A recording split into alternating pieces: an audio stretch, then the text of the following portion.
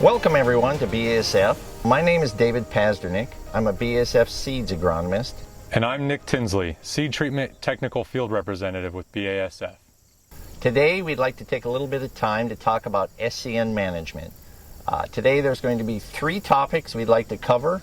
One is cultural practices, the second one would be SCN resistance, and then the third one is on seed treatments. And then we'll try to bring those three things together to try to minimize cyst impact on your yields and on your soybean crop. So cultural practices. The one main thing you can do from a cultural standpoint is crop rotation. If your cyst levels are low to medium, you can simply do a corn-soybean rotation. That'll help significantly to reduce the number of cysts in your soil. If your levels come back medium to high and even to very high, then I would recommend starting off with 2 years of corn. That'll reduce your soybean cysts by somewhere around 80%, and then you can go back to soybean corn.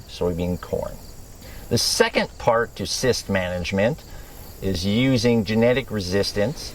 These are native resistant genes which come from old PIs that they originated in China, and people brought them over, and then breeders 30, 40 years ago bred them into current soybean varieties.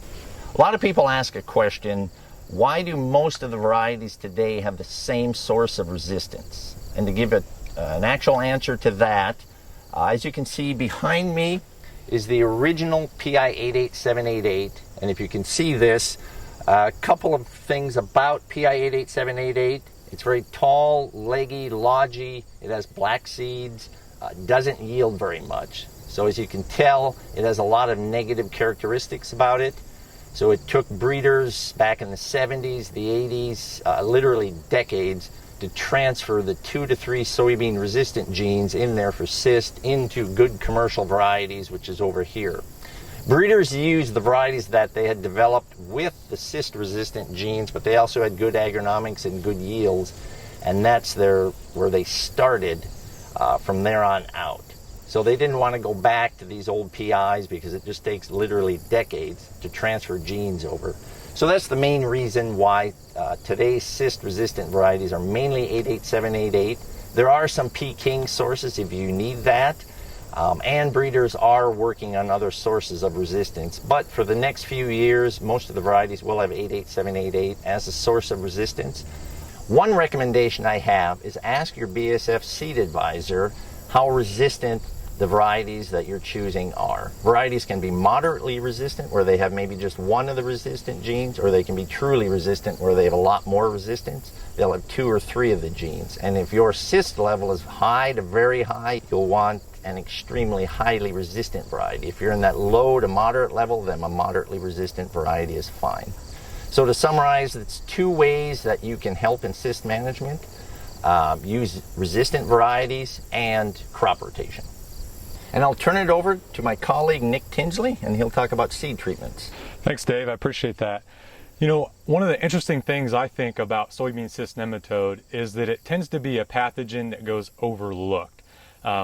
It's possible to lose up to 1/3 of your yield without seeing any above ground symptoms whatsoever.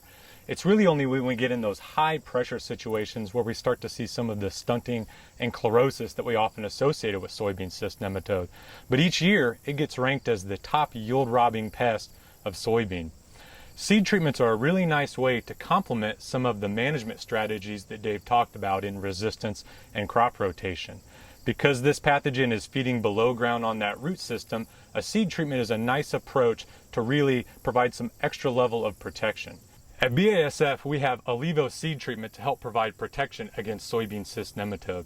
This works by being applied as a seed treatment that sticks around in that root zone, helping prevent infection by this pathogen and promoting high yields at the end of the year.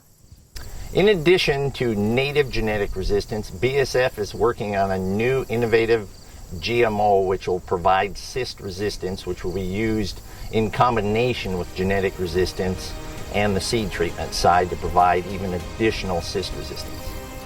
For more information, you can contact your local ag retailer or BASF representative.